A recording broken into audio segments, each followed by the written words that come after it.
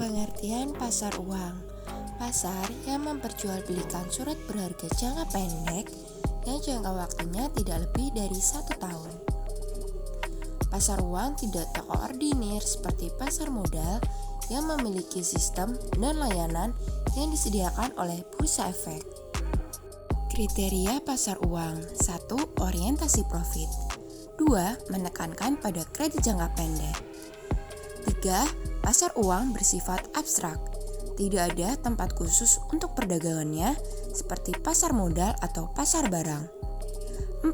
Instrumen pasar uang mudah untuk diperdagangkan kembali.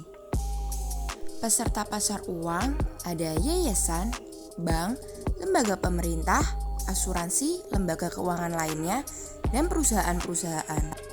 Selanjutnya ada fungsi pasar uang. Yang pertama, bagi bank sentral sebagai piranti untuk melaksanakan kebijakan moneter melalui OPT. 2. Sebagai penghimpun dana berupa surat berharga jangka pendek. 3. Memberikan informasi mengenai kondisi moneter, preferensi, dan tingkah laku peserta pasar uang. 4. Sebagai sumber investasi perusahaan. Pasar uang memiliki 3 manfaat. Yang pertama, terpenuhinya kebutuhan dana jangka pendek bagi perusahaan, lembaga keuangan, dan pemerintah dari overnight sampai jatuh tempo 1 tahun.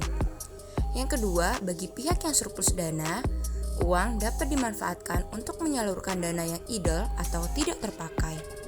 Dan yang terakhir, bagi bank, pasar uang dapat dimanfaatkan untuk memenuhi kebutuhan likuiditasnya agar saldo giro pada bank sentral tidak negatif akibat kegiatan clearing. Setelah itu, ada beberapa contoh dari instrumen pasar uang. Yang pertama, sertifikat Bank Indonesia atau SBI. Surat berharga yang dikeluarkan Bank Indonesia sebagai pengakuan utang jangka waktu pendek sekitar 1-3 bulan dengan sistem diskonto. Yang kedua, surat berharga pasar uang atau SBPU. Surat-surat berharga jangka pendek yang dapat diperjualbelikan secara diskonto dengan Bank Indonesia atau lembaga diskonto yang ditunjuk oleh Bank Indonesia.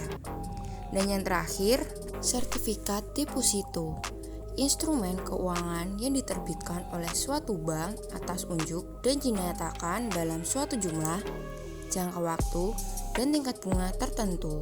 Resiko yang muncul dalam pasar uang. Resiko pasar, resiko investasi, resiko gagal bayar, resiko inflasi, resiko valuta asing, dan terakhir resiko politik. Yang terakhir, terdapat latihan soal untuk mengukur seberapa tinggikah pemahaman peserta didik terhadap materi pasar uang yang telah dijelaskan sebelumnya.